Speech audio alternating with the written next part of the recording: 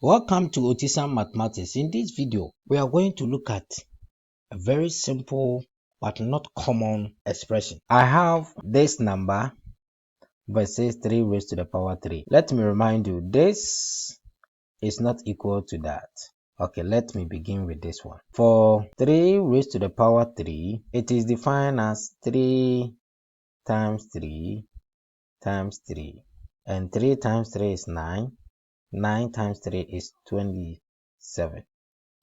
So let's come to the first one. Now, we call this one TETRATION. This is not a normal exponential expression. TETRATION. It is called repeated exponentiation. So 3 times 3 is the same as 3 raised to the power 3 or raised to the power 3. And this is the same as 3 raised to the power 3 is 27. And 27 raised to the power 3, we are getting 19,683.